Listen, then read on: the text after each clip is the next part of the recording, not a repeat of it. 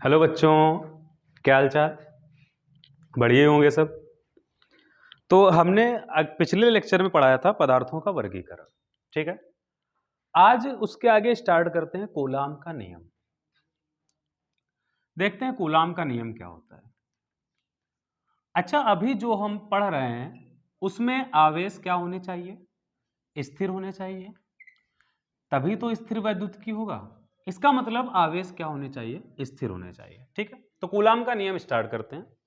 फ्रांसीसी वैज्ञानिक थे जिन्होंने क्या बताया था कि दो आवेशों के बीच, अच्छा हम लोगों ने पढ़ा था कि आवेशों की प्रॉपर्टी में हमने पढ़ा था, चार्ज की प्रॉपर्टी में क्या पढ़ा था कि सजातीय आवेश एक दूसरे को क्या करते थे? प्रतिकर्षित, और विजातीय आवेश एक दूसरे को क्या करते थे? आकर्षित। ठीक है, अच्छा अब अगर सजातीय आवेश एक दूसरे को प्रतिकर्षित कर रहे हैं, इसका मतलब क्या है?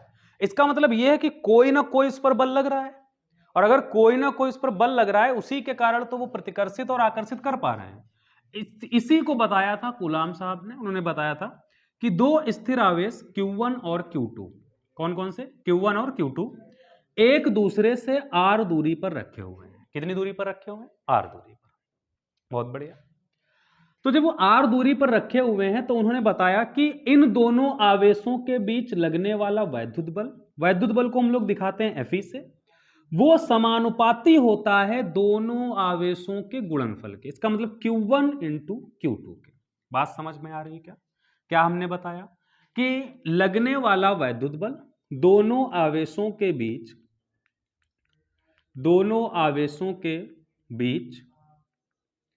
लगने वाला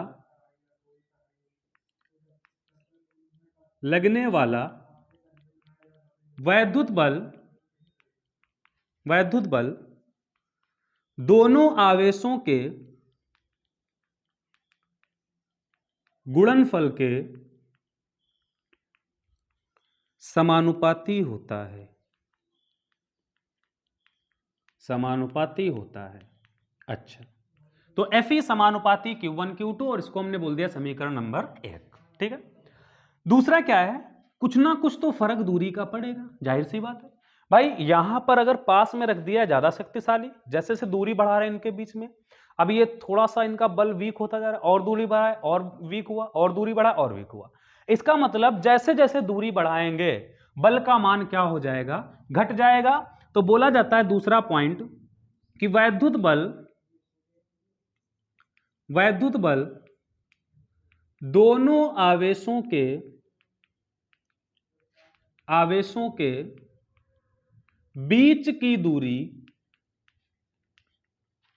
के वर्ग के व्युत्क्रमानुपाती होती है।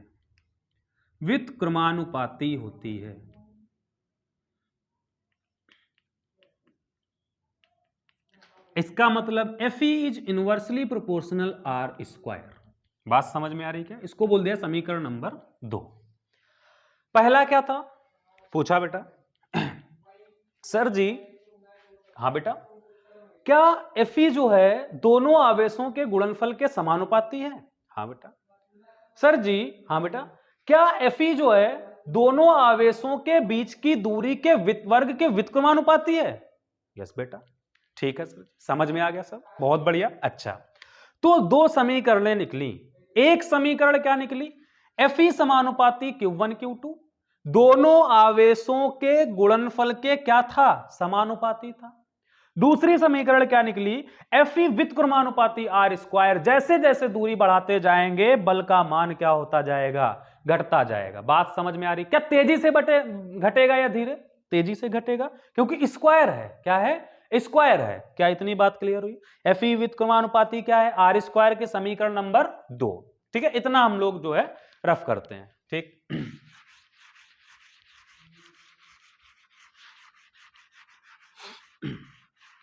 पहली समीकरण हमारी क्या थी?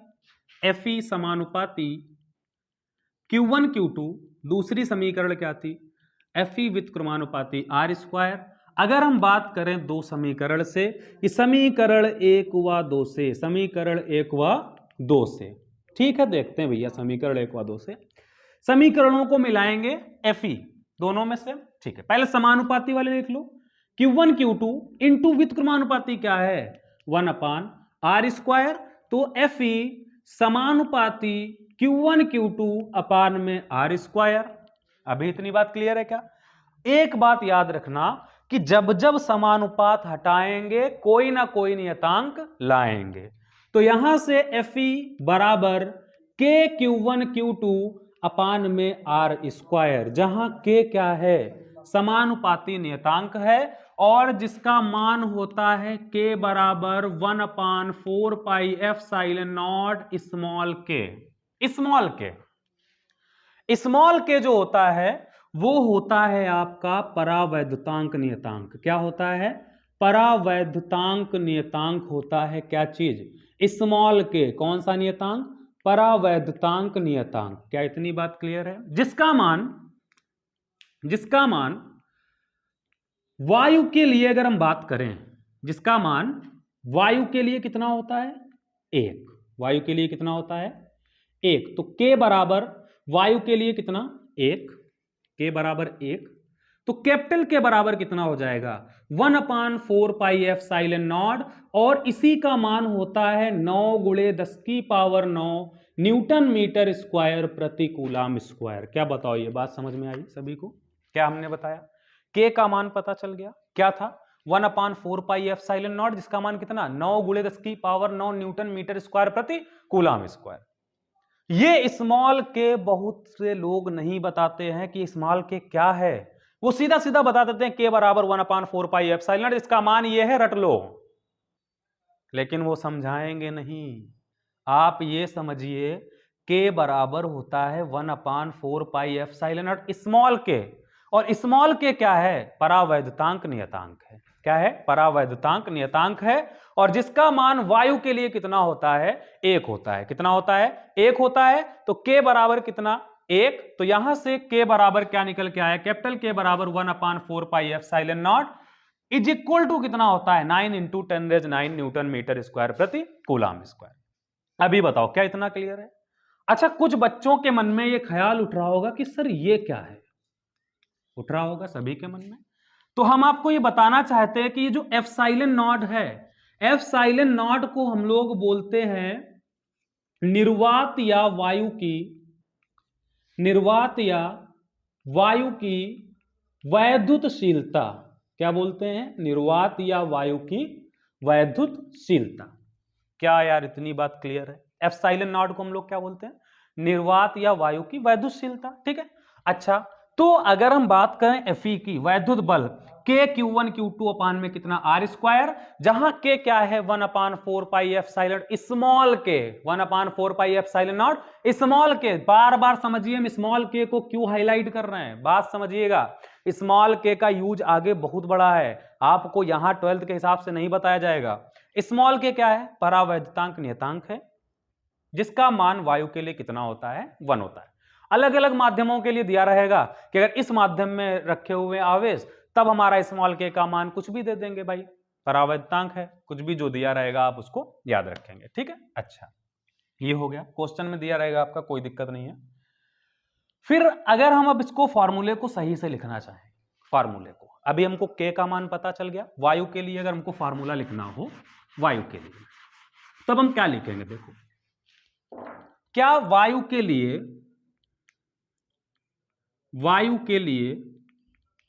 Fe बराबर, वायु के लिए क्या है? 1/4 पाई एप्सिलॉन नॉट, स्मॉल के कितना? 1, स्मॉल के कितना? 1।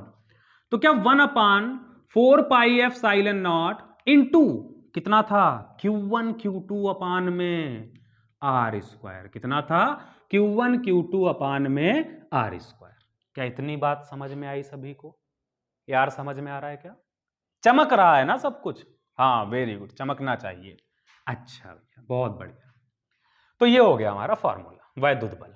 ठीक है। अच्छा, अब हम लोग सोचते हैं यार ये जो k है कांस्टेंट है, इसका मात्रक वात्रक पता करो, देखो कितना होता है। तो पता करते हैं मात्रक। क्या पता करते हैं? मात्रक। किसका मात्रक? जो नियतांक आया, समानुपाती नियतांक, उसका मात्रक। तो हम लोग बोलते हैं कि k का मात्रक एवं विमा। अगली हेडिंग भैया लगा लो, k का मात्रक एवं विमा।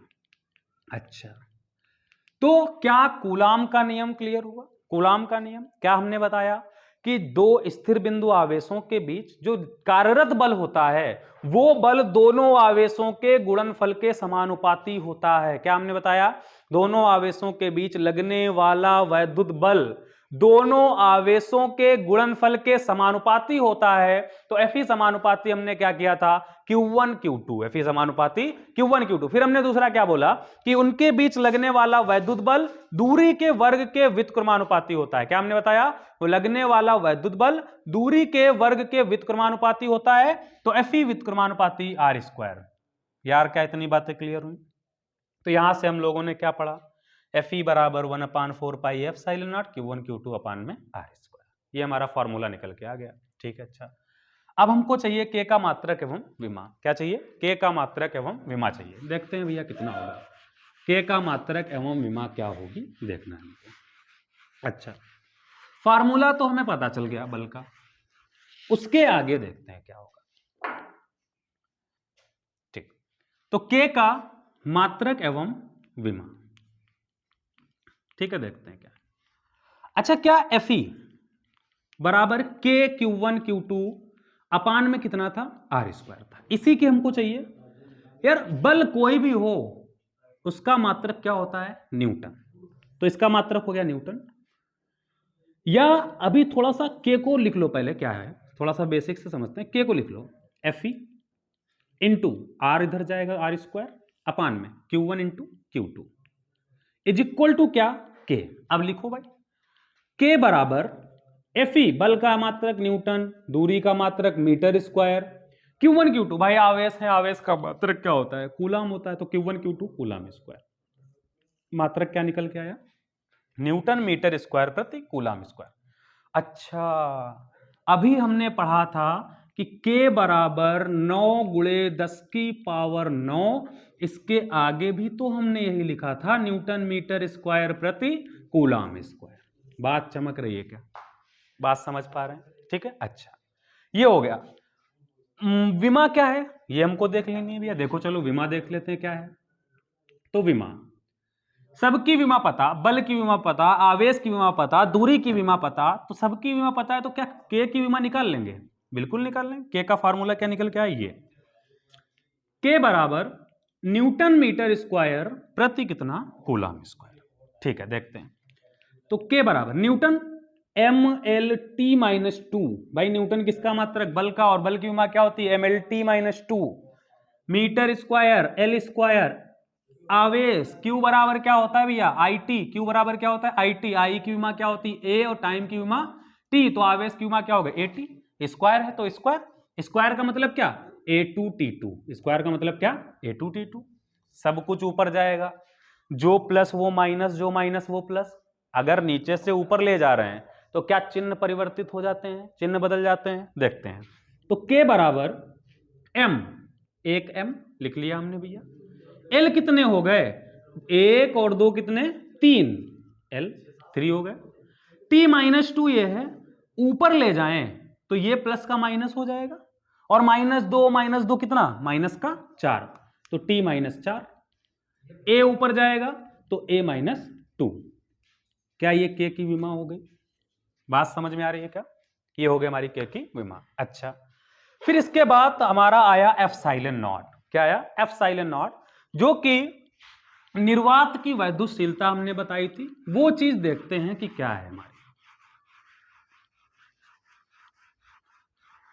तो निर्वात की वैद्युतशीलता का हमने मान भी नहीं बताया, अभी आप देख लें। निर्वात की वैद्युतशीलता एप्सिलॉन नॉट, इसका मान होता है 8.85 इंटू 10⁻⁻12 कूलाम स्क्वायर प्रति न्यूटन मीटर स्क्वायर। अब ये कहां से निकल के आया? ये आया K बराबर 1/4 पाई एप्सिलॉन नॉट से। यहां पर K का मान 9 गुणे 10 की पावर 9 रखेंगे, बराबर 1/4 पाई का मान पता है 3.14, और इंटू में एप्सिलॉन नॉट। और यहां से जब आप एप्सिलॉन नॉट का मान निकालेंगे तो 8.85 इंटू 10⁻12 कूलाम स्क्वायर प्रति न्यूटन मीटर स्क्वायर हो जाएगा। ये आपका होमवर्क रहेगा, करिएगा। अच्छा, फिर इसका मात्रक देखिए भाई, 1/4 पाई एप्सिलॉन नॉट है। 1/4 पाई, क्या K इनवर्सली प्रोपोर्शनल? K उल्टा है एप्सिलॉन नॉट का। और अगर एफ साइलन नॉट के का उल्टा है तो क्या इसका मात्रक भी उल्टा होगा भाई? इसका मात्रक क्या हो जाएगा? के का मात्रक क्या था? न्यूटन मीटर स्क्वायर प्रति कूलाम स्क्वायर, तो उल्टा हो जाएगा। एफ साइलन नॉट का क्या निकल के आएगा? कूलाम स्क्वायर प्रति न्यूटन मीटर स्क्वायर। क्या इतनी बात क्लियर है? अच्छा, फिर इसकी विमा अगर हमको देखनी हो, के की विमा अभी हमने देखी थी, क्या थी? ML3 T-4 A-2। ये किसकी विमा थी? के की विमा। जब मात्रक ही उल्टा है तो क्या विमा भी उल्टी हो जाएगी? तो विमा क्या हो जाएगी इसकी? जो प्लस वो माइनस और जो माइनस वो प्लस, तो एफ साइलन नॉट की विमा क्या हो जाएगी? M-1। भाई यहां पर प्लस का 1 था तो कितना हो जाएगा? -1। L-3, प्लस का 3 थी तो -3। -4 है तो कैसा हो जाएगा? प्लस का 4। A-2 है तो कैसा हो जाएगा? प्लस का 2। तो क्या एफ साइलन नॉट का विमा M-1 L-3 T4 A2 हो जाएगी। ये हमारी एफ साइलन नॉट की। ठीक है, तो इतना ही रखते हैं आज हम फिर। Thank you.